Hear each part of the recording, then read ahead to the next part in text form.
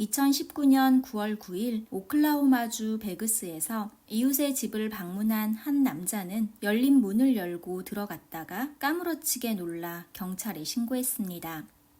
거실에 이 집의 주인 65살의 잭 챈들러가 피를 흘린 채 쓰러져 있었습니다. 경찰이 도착했을 때 이웃은 마당에서 맞이했습니다. 집 안으로 들어가자 거실에 이미 숨이 멎은 남자의 몸에서 총상을 발견합니다. 큰 방을 확인하자 69살의 에블린이 옷장 앞에 쓰러진 채 방문 쪽을 향해 엎드려 있었고 역시 어깨와 등 쪽에 총상흔이 보였습니다. 다른 방에선 43살의 티파니가 머리에 총상을 입은 채 쓰러져 있었습니다. 시신 옆엔 모두 탄피들이 떨어져 있었고 최소 2개의 총이 사용된 것으로 보였습니다. 경찰은 이미 이 집의 가족을 알고 있었습니다. 8개월 전 티파니는 아침에 현관문을 열고 나왔을 때 마약으로 의심되는 하얀 가루가 봉투에 담겨 있다며 신고 전화를 했고 경찰이 출동했을 때 마약이 아닌 설탕 가루로 확인됩니다. 경찰은 단순 해프닝일 거라 했지만 티파니는 자신이 지금 소송 중이고 최근 누군가 자신을 미행하는 느낌을 받았다고 얘기합니다. 경찰도 순찰을 강화하겠다고 했지만 결국 비극이 일어나고 만 것입니다. 다행히 티파니의 집엔 입구를 비추는 CCTV가 설치되어 있었습니다. 티파니는 마약 해프닝 이후 직접 CCTV를 설치해 뒀습니다. 경찰이 CCTV를 확인하자 녹화는 이틀 전인 9월 7일에 멈췄습니다. 새벽 3시가 좀 넘은 시간 티파니의 집 입구에 들어서는 2명이 찍혔고 이후 녹화는 멈춰 있었습니다. 경찰은 이들이 범인이라 판단했고 그들이 CCTV의 전원을 끈 것으로 생각했습니다.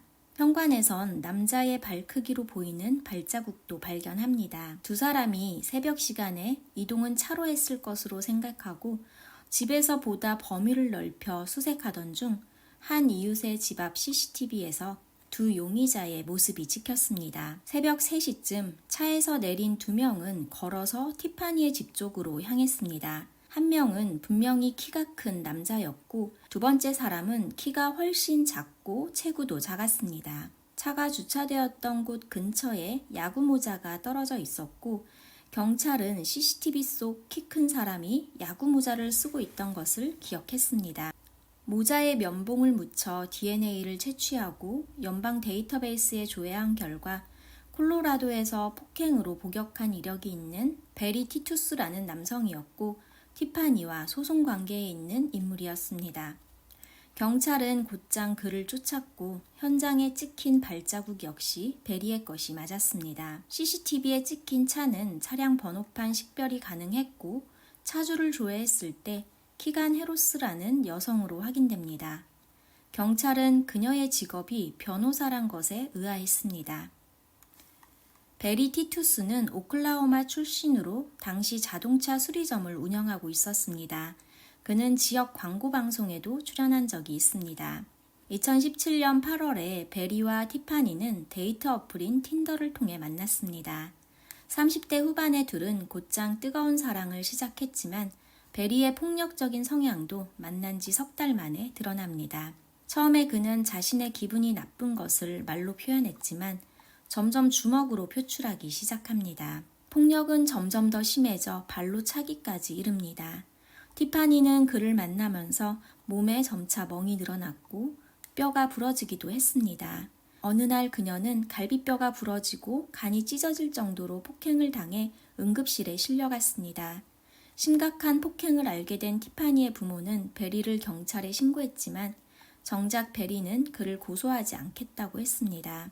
베리는 진심으로 잘못했다며 다시는 절대 그럴 일이 없을 거라 맹세했습니다. 하지만 폭력적인 성향은 멈출 수 있는 것이 아니었습니다. 베리는 다시 티파니에게 툭하면 주먹질과 발길질을 했습니다. 1년 가까운 시간 동안 질려버린 티파니는 결국 2018년 5월 목이 졸려 기절한 후 또다시 응급실에 실려가는 신세가 되자 베리를 고소했습니다. 베리는 고소를 취하시키려 용서를 구하며 달래기도 하고 협박하기도 했지만 티파니는 부모의 지지와 독려를 받으며 마음을 굳혔습니다. 결국 베리도 싸움을 준비해야 했고 오클라호마에서 잘 나가는 변호사를 고용하기로 합니다. 몇 군데 찾아보다 결정한 곳이 키건의 사무소였습니다. 키건 해로스는 탄탄대로를 걸어온 당시 37살의 변호사였고 크고 작은 사건들에서 높은 승률을 자랑했습니다. 일 처리뿐만 아니라 친절하고 상냥한 변호사라며 의뢰인들은 키건을 좋게 평했습니다. 베리는 친절하고 능력을 인정받은 미인 키건에게 끌렸고 그 자리에서 바로 계약합니다. 소문대로 키건은 상냥하고 의뢰인의 이익을 위해 최선을 다했습니다. 문제는 의뢰인의 이익만을 위해 법과 정의를 경시한다는 것입니다. 베리는 키건에게 특별한 의뢰인이었습니다. 첫 만남 순간부터 키건의 이상형에 가까웠던 베리는 몇 번의 면담을 하며 키건을 유혹했고 그녀는 그에게 빠져들었습니다. 2018년 10월 둘은 연인이 됩니다. 변호사가 의뢰인과 연인 관계가 되는 것을 법적으로 금지하지는 않지만 만약 연인 관계로 발전할 경우 의뢰인을 다른 변호사에게 이관하는 것이 바람직했을 것입니다.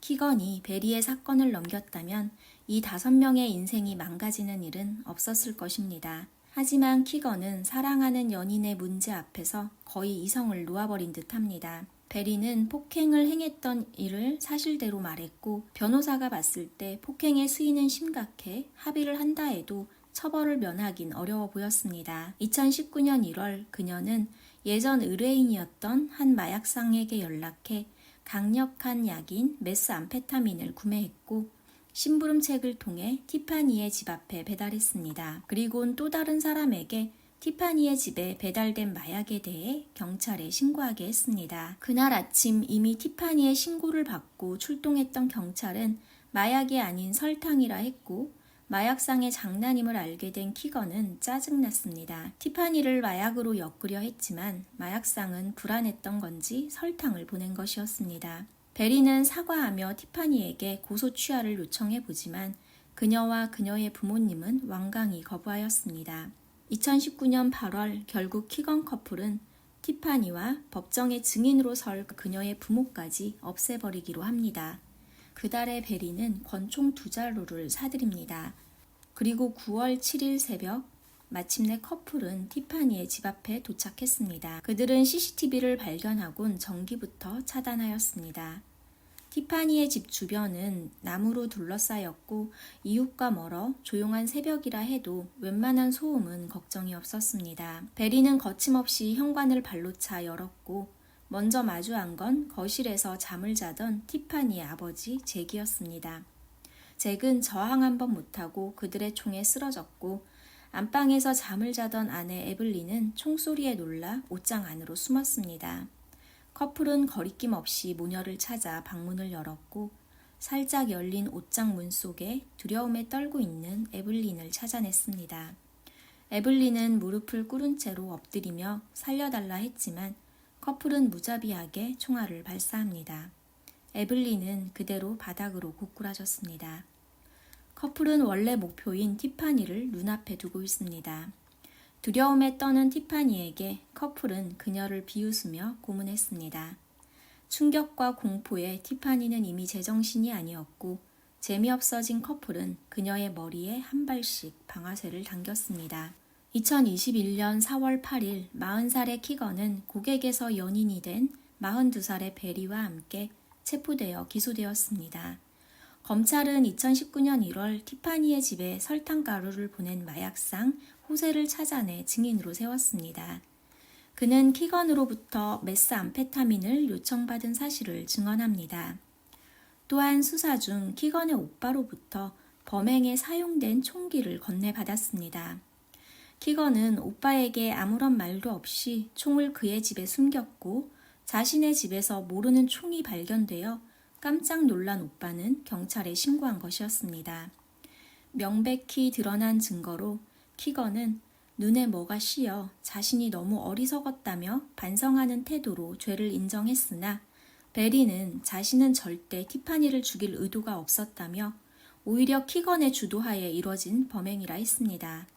하지만 어쨌든 그 역시도 직접 티파니와 그의 부모에게 방아쇠를 당긴 건 인정해야 했습니다.